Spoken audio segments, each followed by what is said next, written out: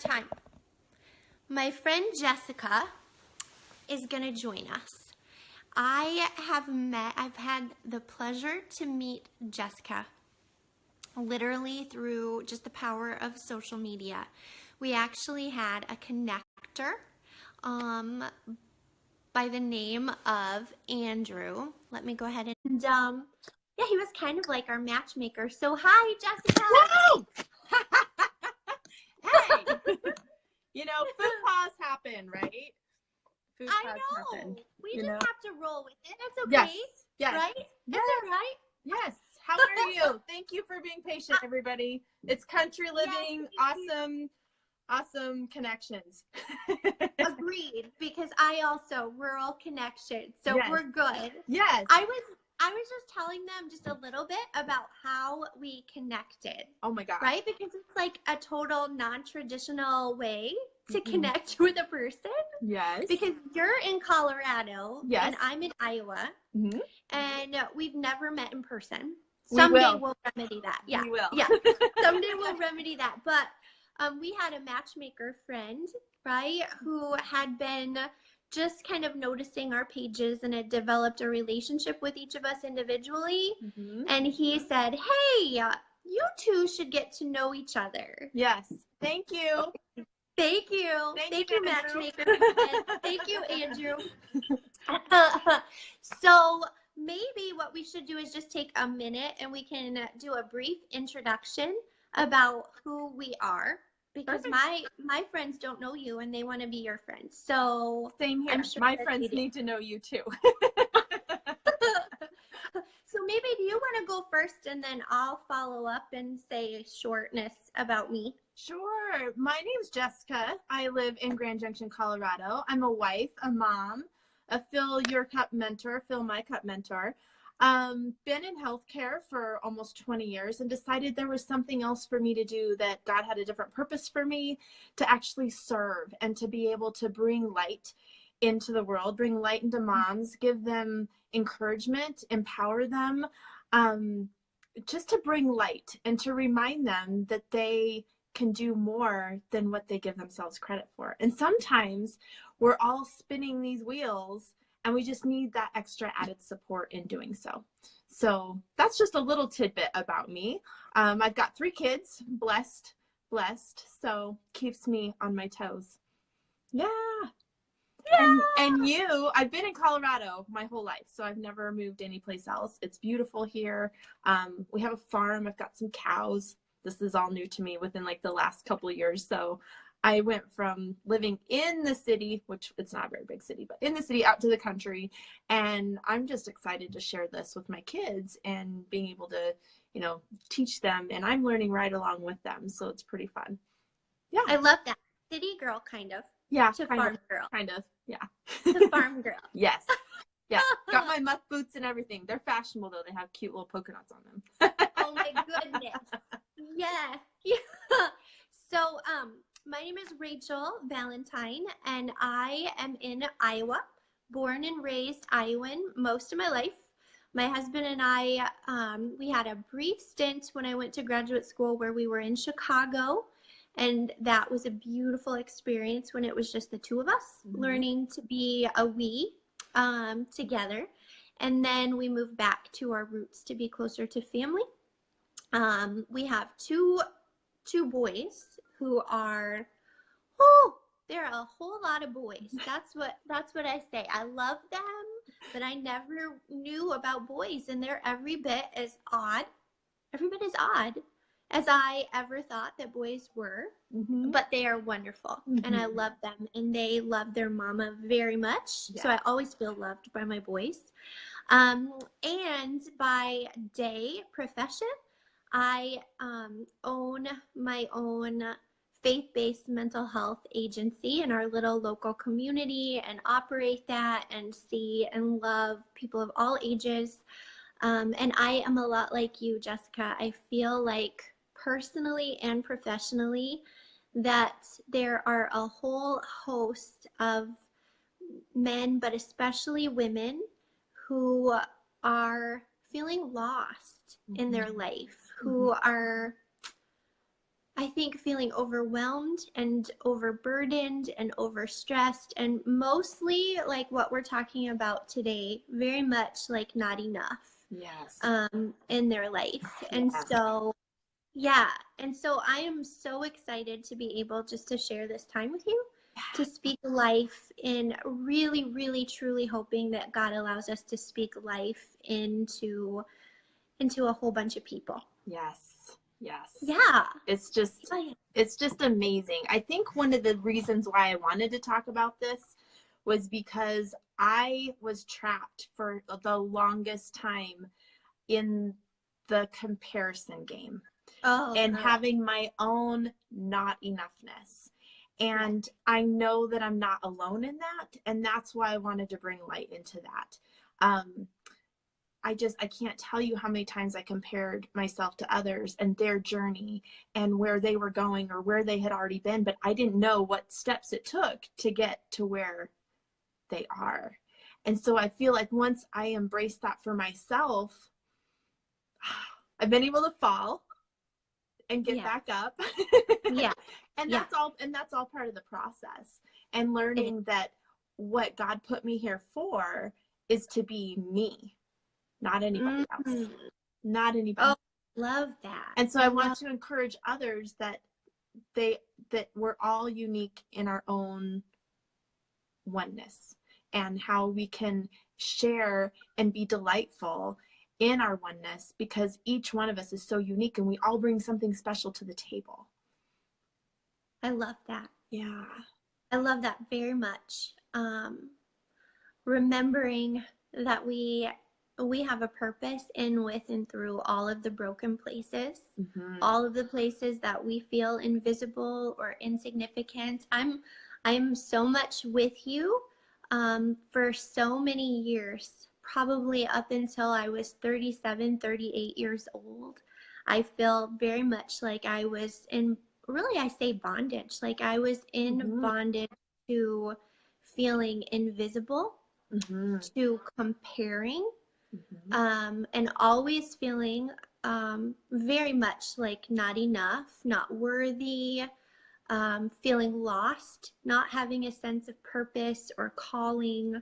And just, I think that led me to feel incredibly, I think I was depressed, isolated, because I shut myself out from other people, and angry. Like, honestly, had this deep simmering anger at God. Like, I remember I would read my scripture and I would just come back to, like, I would read the story about Jesus with the woman at the well, about how he was the, here is life, here's everlasting life. And I would just get mad at him and say, well, what is this water that you're talking about? Because I'm baptized, I go to church, I love you, and I am not feeling a life spring of life. I'm feeling like I'm drowning and suffocating and sick.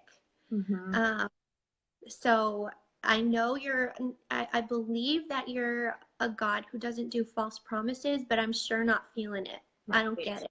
Right. Yeah. Well, there's all these storms. I mean, we're going to go through life and we're going to have some hiccups and some storms go through. The question is, though, how are we going to handle it? And knowing that we have somebody on the other side that already has a plan for us and is already planning to bring us through, we just have to figure out, one, how to get there and get out of bed every day. Right? How to get out. There and not get stuck. And also to just realize that there is better. There is always going to be better out there. It's, do you want it? Do you want to move forward in that? Or are you going to just remain stuck, and are you going to become the victim? Oh, that's right, because that's how I felt, like a victim. Like a victim to my life. Woe is me. Very, very woe is me. So what would you say, Jessica, is what helped you like start to turn that around? Like, how did you feel that you started coming? Like, for me, it's like my life started taking color, and I felt less like a zombie in my life and more like, oh my goodness, this is what being alive feels like. How did that take shape or begin with you? What's the story? I have to be 100% honest. Well, Do it. that's what I do anyways, right? Right. After my daughter was born and becoming a mom, like my husband blessed me with two amazing boys right off the get-go. And I definitely love them as if they were my own, and they both know this very much. They both have their own moms. They're great. But I just felt empty in that, and that's where I felt like I wasn't enough. And then once my daughter was born, I realized there's this whole other gamut of challenges that came along with that. But at the same time, my heart was filled, the hole was filled. And then I realized some of the things and challenges that I had come through as I became a mom. I don't want to discredit stepmoms, because we are definitely one in our own little special place. But once I became a mom and my daughter looks at me and relies on me, I realized I cannot let her down. And I realized that with my boys too. Like, I still hold myself high. Like, I do not want to let them down. So the turning point, biggest thing, was when I realized I can't just go to work day in, day out. Like, there's something else more out there for me. And so pulling me to help moms and realize that there are some struggles that we go through, and to let them know that they're not alone in that. So that was the turning point for me, was when I brought my daughter into this world, and then all the struggles that came along with that, because it wasn't an easy task either. So it was definitely that changed it for me. What about for you? Like, what was the thing that pulled you into sharing more and shifted more for you? Well, it was a gradual shifting. It wasn't like an overnight. I think that for me, there were some crazy things that happened. I in this long series of slumber that I didn't. This is the thing about being kind of in the dark. You don't really realize how in the dark you are until you come out of it. Right. So I think there's many people who are just in survival who don't even realize that they're in it. And I was one of those people. I would say that I was a mom. I was doing the mom thing, checking off all the boxes, running like a crazy loon, right? A working mom, trying to just get dinner on the table, bathe my babies, hopefully spend some time with them, and doing that day in and day out, and feeling like I was failing miserably. But I went through this season, I think, after our second son was born. He had some pretty traumatic health problems right out of the gate. He was a NICU baby. And I don't think people necessarily understand, we have these camps like stepmom camp and moms in general, and then there's survivors of being a NICU parent. And that was one of the, I think, hardest things I've ever gone through, is almost losing a baby multiple times. And when we left the NICU, I did not fully leave the NICU for a good year after. Like, I was so entrenched in this. I was just mad. Even though I had a healthy baby boy, I was just so, my heart was frozen and stuck towards God, towards others, even to my babies. And I stayed there. I had to do a work of meeting with a therapist and healing. I myself am a therapist. I still went to one because that's what good therapists do. But I remember this after he was born, and I was in this period of just, I went to church and I was frustrated, and I would come home and I just felt so alone. I was shutting out people and shutting out God completely. Couldn't pray, couldn't discern his voice, didn't care to hear his voice. I remember one night at around 11 p.m., clear as day, I was on my iPad. Don't do that. That's not a good idea before you go to bed. But I was doing that, right? I remember we were sitting on opposite sides of my couch, my husband on one side, me on the other, on the iPad, and I got this email. And I opened it, and it was from like a women's ministries group that I was like, I have no interest in looking at this, like ministry, whatever, because that's where my heart was. And it was very simply, Jessica, it was a Bible verse. It was one, like, it wasn't even a devotional. It was one Bible verse, and it was Zephaniah 3:17, which I had never read before, ever, because Zephaniah was weird to me, you know.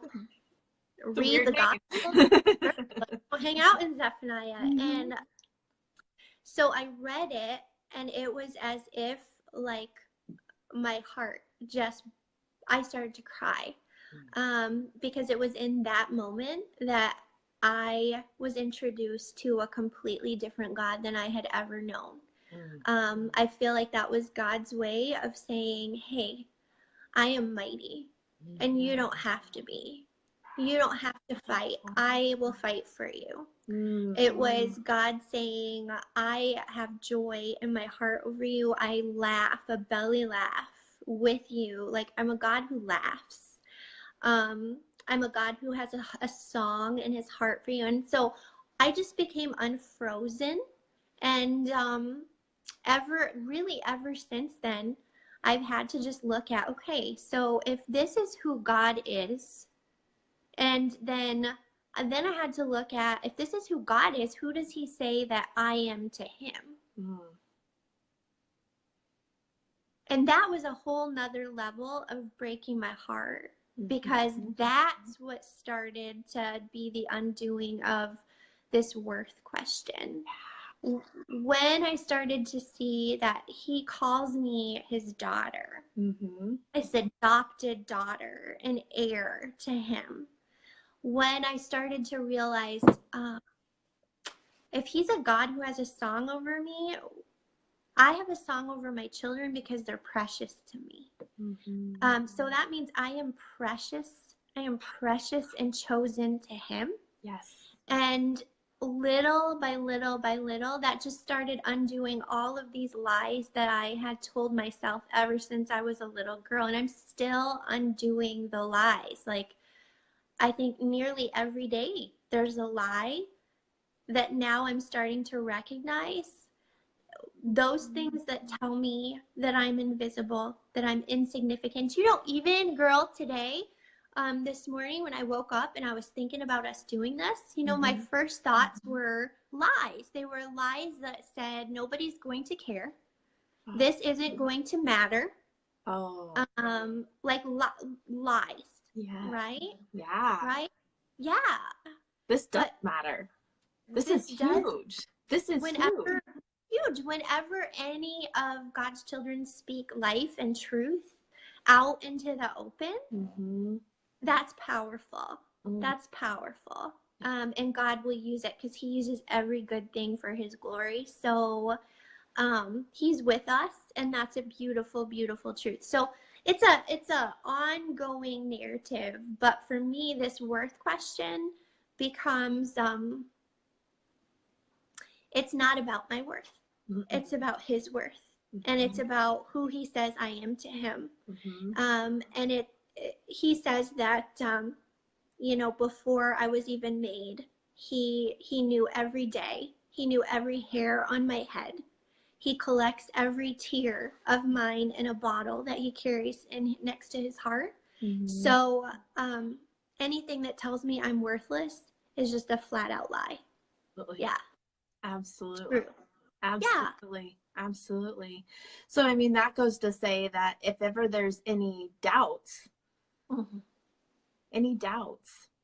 there are some things that it's okay to be doubtful for. I'm going to give a little bit of credit. However, most often, if you know in your heart that things are supposed to go a certain way, go for it.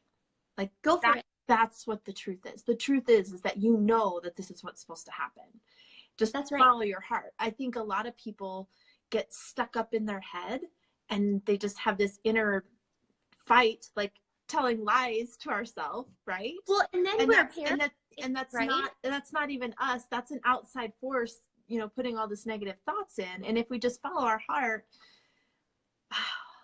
which is scary. It is Jessica. scary. It is scary. But the question is, are you going to walk through it, or are you going to let it hold you back? And be paralyzed and be a zombie. Yeah. And shut down. Yeah. Mm-hmm. And you know, I think that's a piece. Well, and I hide in our closet, yeah, and maybe eat chocolate. But of course. of course. But you know, I think this is a part of both of our stories too. Is you were called out to do something that was scary to you, and I was called out and to do something that was scary, very scary to me. But behind the scary thing is I felt God's presence in it. Huge. And I said, yes.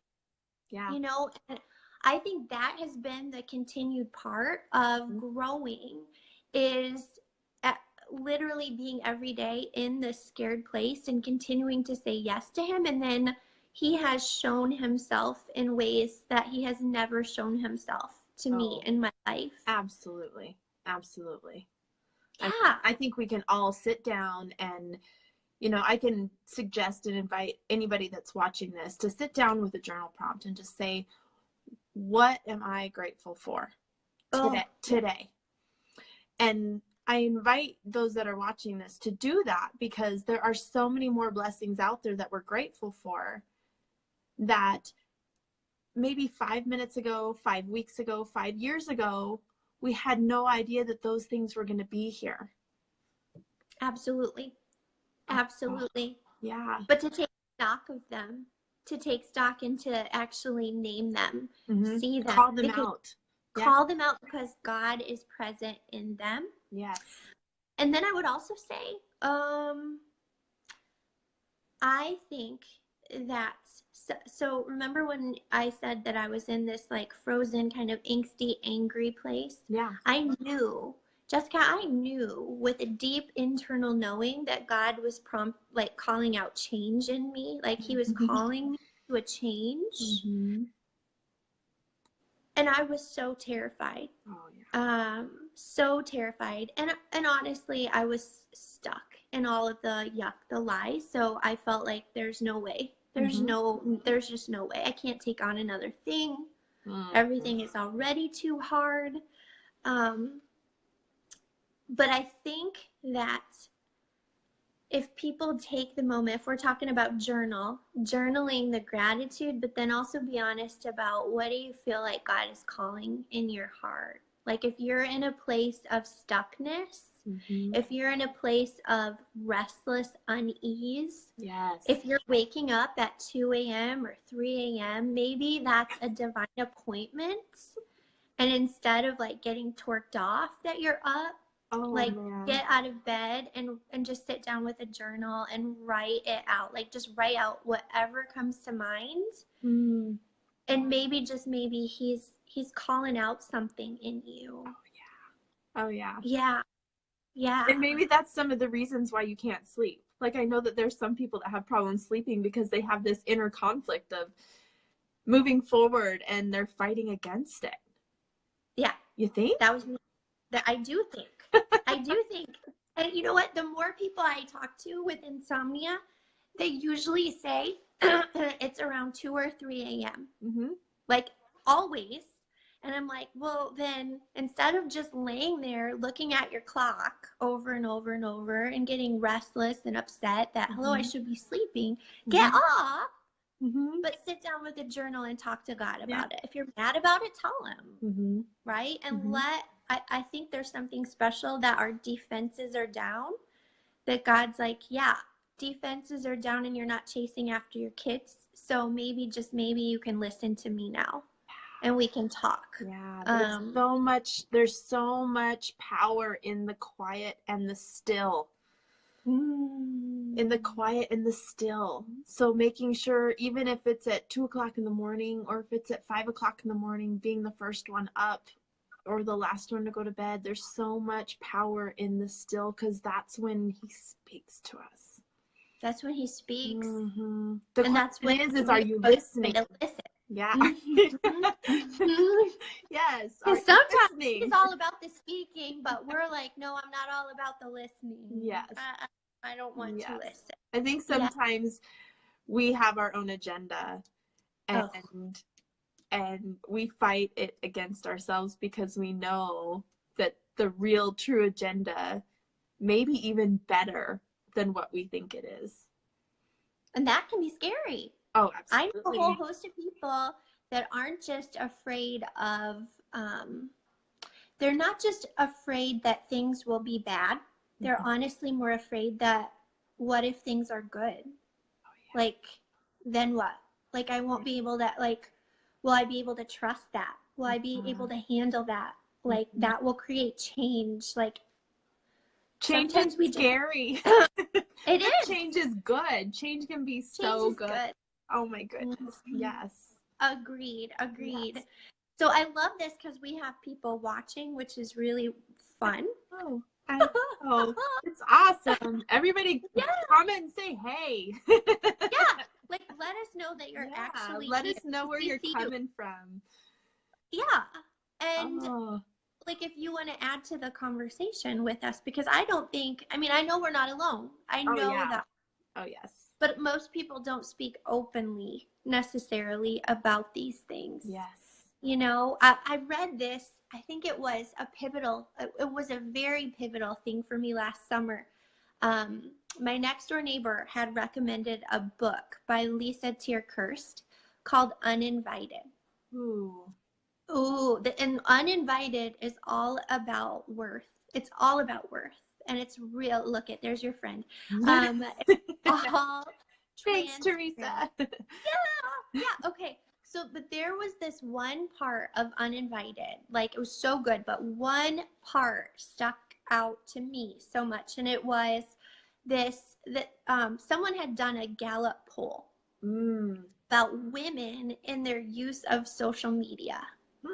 And it had said that every day, like millions of women go on social media, and really, you know what their main thing is that they're looking for is a sense of worth and community. Yeah.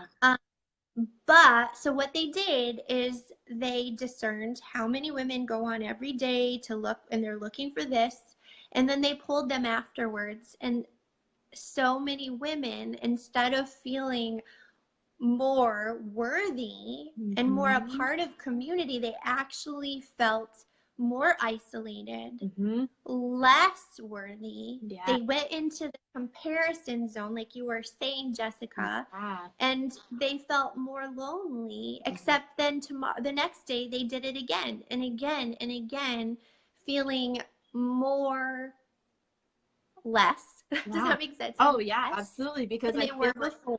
Absolutely, because I feel like they're looking for something, and they're looking for that sense of community, and it's there. It's just finding it. Like, even just how you and I were connected, like, I did not know you.